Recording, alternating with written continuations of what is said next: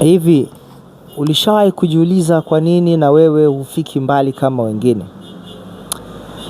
Sasa siri ni hapa.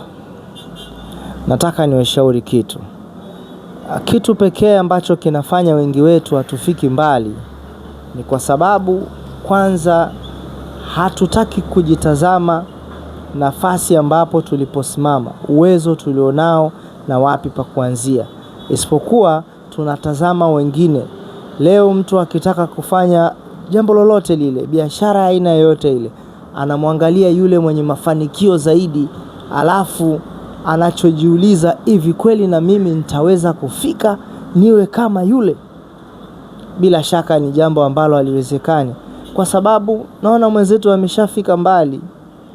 Na hicho ndo kitu ambacho kinafanya tusiendelee, kwa sababu kila tunapotaka kupiga hatua mbele, unamtazama mwenzio kafika wapi, alafu unataka kujipima naye.